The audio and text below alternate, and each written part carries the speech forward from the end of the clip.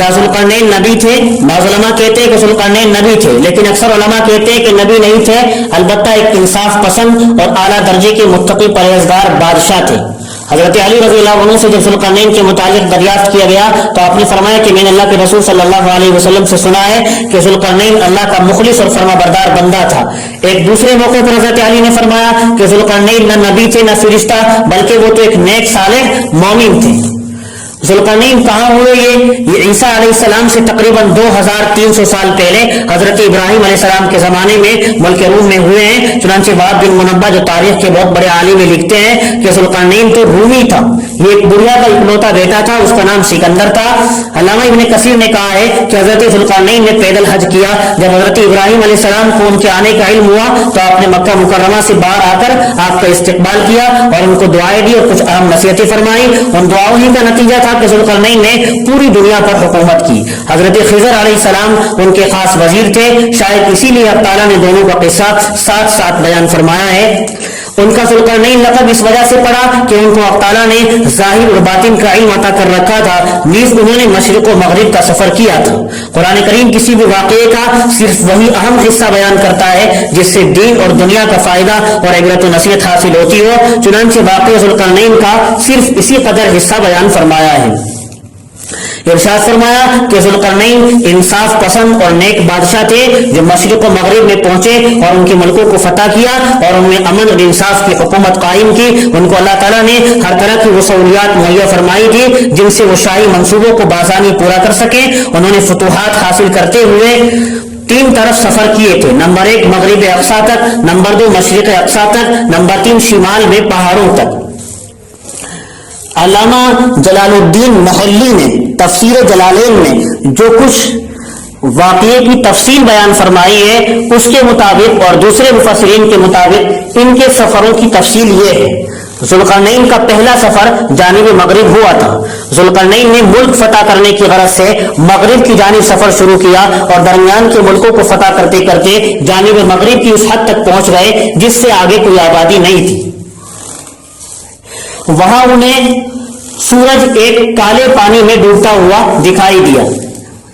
مطلب یہ ہے کہ حضرت ذوالقرنین سمندر کے کنارے پہنچ گئے جہاں ان کو آفتاب پانی میں ڈوبتا نظر آیا، کیونکہ جب سمندر سے آگے نظر نہ جاتی ہو تو پھر سمندر ہی میں ڈوبتا ہوا معلوم ہوتا ہے، اگرچہ حقیقت میں آفتاب سمندر میں غروب نہیں ہوتا۔ یہاں انہوں نے ایک قوم دیکھی، ذوالقرنین بادشاہ نے یہاں ایک قوم دیکھی۔ قاضی بیضاوی نے اپنی تفسیر میں لکھا ہے کہ قوم کافر تھی، کھال کا لباس پہنتی تھی اور سمندر جو مردہ مچھلیاں یا دوسرے سمندری جانور کنارے پر پھینک دیتا تھا وہ ان کی غذا تھی۔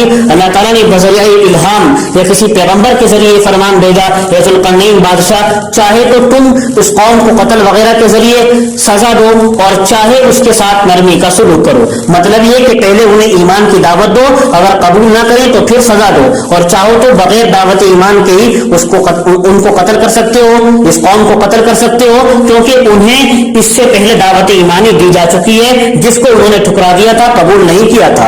حضرت ذوالقرنین نے عرض کیا کہ میرے مالک، میں پہلے ان کو ایمان کی دعوت پیش کروں گا، اگر قبول نہیں کریں گے تو پھر سزا دوں گا۔ چنانچہ آپ نے اس قوم کو مخاطب کر کے فرمایا تم کفر و شرک چھوڑ کر اپنے حقیقی معبود اللہ کی بندگی اختیار کر لو اور اس کی مرضی کے مطابق زندگی گزارو، اس میں تمہاری زبردست بھلائی اور کامیابی ہے۔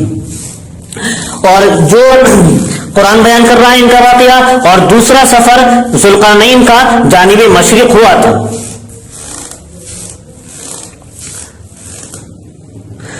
دوسرا سفر ان کا جو جانب مشرق ہوا اس کی تفصیل کچھ اس طرح ہے کہ بادشاہ ذوالقرنین جانب مغرب کے ممالک کی فتوحات سے فارغ ہو کر اب اپنا رخ مشرق کی جانب شروع کرتے ہیں۔ اس سفر کا سبب بعض مورخین نے یہ بیان کیا ہے کہ جانب مشرق کی آخری حدود میں کچھ وحشی اور صحرا نشی قبائل نے سرکشی اور بغاوت کر رکھی تھی۔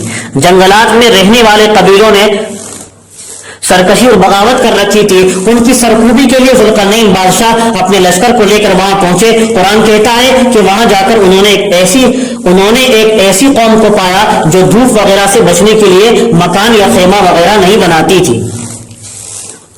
بہت ممکن ہے لباس بھی نہ پہنتے ہوں اور جانوروں کی طرح کھلے میدان میں رہتے ہوں. بعض مفسرین نے لکھا ہے کہ انہوں نے زمین میں سرنگ بنا رکھی تھی, سورج نکلنے کے وقت سے غروب تک اسی میں چھپے رہتے تھے. ذوالقرنین نے اس قوم کے ساتھ کیا معاملہ کیا قرآن کریم نے اس کو بیان نہیں کیا, بلکہ صرف کذالکا یعنی یہ قصہ اسی طرح ہے کہہ کر ختم کر دیا ہے, جس سے واضح طور پر اس طرف اشارہ ہو گیا کہ یہ قوم بھی کافر تھی. ان کے ساتھ ذوالقرنین نے وہی معاملہ کیا جو مغربی قوم کے ساتھ کیا تھا. پہلے مغرب کی طرف سفر کرنے میں انہوں نے دعوت ایمان دی تھی, بس وہی معاملہ ان کے ساتھ بھی کیا. مشرقی قوم کے جو مشرق کی طرف مشرق کی جانب قوم ملی ہے.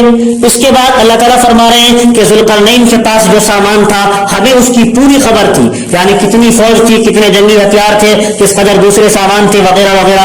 مطلب یہ کہ ذوالقرنین کے پاس اتنا لشکر, اسلحہ اور دوسرا سامان تھا کہ اس کا کسی کو علم نہیں, صرف ہم ہی اس سے واقف تھے. اللہ کہہ رہے ہیں اسے در حقیقت بادشاہ ذوالقرنین کی طاقت و وسعت کو ظاہر کرنا ہے کہ ہم نے اس کو ہر طرح کی زبردست طاقت عطا فرما رکھی تھی. اب تیسرا سفر یہ ذوالقرنین کا جانب شمال ہوا تھا. یہ دوسرا والا جو آیا ثم اتبع سببا حتی اذا بلغ بین السدین, یہاں سے ذوالقرنین بادشاہ کا تیسرا سفر, ذوالقرنین بادشاہ کے تیسرے سفر کا تذکرہ ہے جو جانب شمال ہوا تھا. بادشاہ ذوالقرنین مغرب و مشرق کی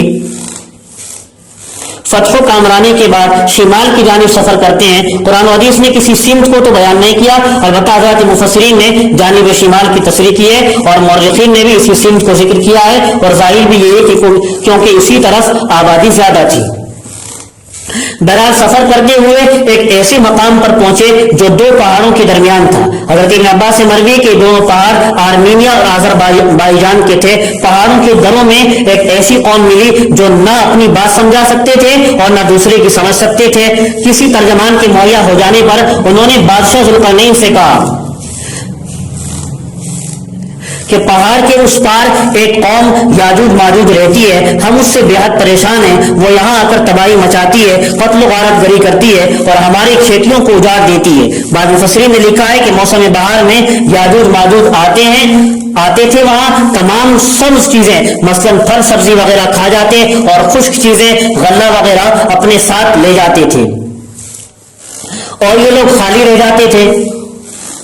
اس قوم نے بادشاہ ذوالقرنین سے درخواست کی کہ آپ ہمیں ان سے نجات دلانے کے لیے درمیان میں کوئی ایسی چیز بنا دیجئے جس سے وہ لوگ ہم تک نہ آ سکیں, اس کے لیے ہم آپ کو کچھ مال چندہ کر کے دے دیں گے. بادشاہ ذوالقرنین نے ان کی پریشانی کو محسوس کیا اور فرمایا مجھے میرے رب نے اپنے فضل سے مال و دولت خوب عطا فرما رکھا ہے, مجھے اس کی ضرورت نہیں ہے, البتہ محنت و مزدوری کے لیے مجھے تمہاری ضرورت ضرور پڑے گی, اس میں تم مجھے مدد دے دینا.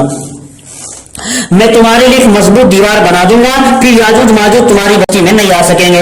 اس قوم یاجوج ماجوج کے درمیان دو پہاڑ تھے جن پر چڑھنا ممکن نہ تھا, البتہ ان دونوں پہاڑوں کے بیچ ایک راستہ سا کھلا ہوا تھا, یہیں سے یاجوج ماجوج آتے تھے. بادشاہ ذوالقرنین نے اسی دروازے کو, اسی راستے کو بند کرنے کا پروگرام بنایا اور اس قوم سے کہا کہ لوہے کی چادریں لاؤ, قیمت ہم دیں گے. اسی کے ساتھ ضروریات کی دوسری چیزیں بھی منگائی, مگر قرآن کریم نے صرف چادروں کا ذکر غالباً اس لیے کیا ہے کہ اس وحشی ملک میں لوہے کی چادروں کا ملنا مشکل ہوگا.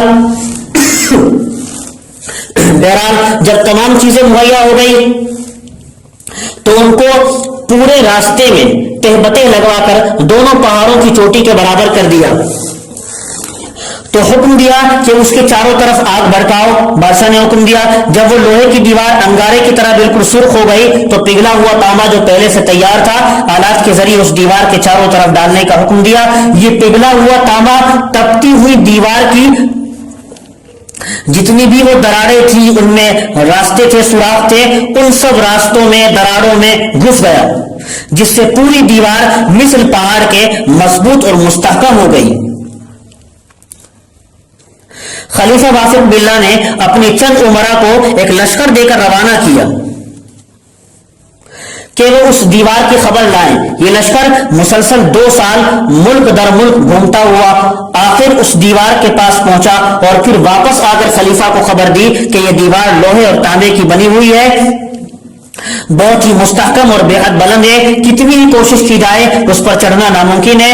اس دیوار میں ایک نہایت پختہ اور عظیم الشان دروازہ بھی ہے جس میں منو وزن کے تالے لگے ہوئے ہیں۔ اس دیوار سے ملا ہوا دونوں طرف پہاڑوں کا سلسلہ برابر چلا گیا۔ اس کے علاوہ اور بھی بہت سی عجیب و غریب چیزیں خلیفہ کو بتائی۔ بادشاہ ذوالقرنین نے جب اپنی بنوائی ہوئی اس دیوار کو مکمل ہو جانے پر دیکھا تو اللہ کا شکر ادا کیا کہ اس نے مجھ حقیر سے اتنا اہم کام انجام دلا دیا، اور پھر اس قوم کو مخاطب کر کے فرمایا اس دیوار کے چکنی اور اونچی ہونے کی وجہ سے نہ تو یاجوج ماجوج اس پر چڑھ سکتے ہیں اور نہ ہی اس میں سوراخ کر سکتے ہیں، کیونکہ یہ بے پناہ مضبوط ہے۔ البتہ جب میرے رب کا وعدہ یعنی اس دیوار کے فنا ہونے کا وقت آ جائے گا تو وہ اس کو گرا کر زمین کے ہموار کر دے گا۔ بلا شبہ میرے رب کا وعدہ تو برحق ہے، وہ اپنے وقت مقررہ پر ہو کر رہے گا۔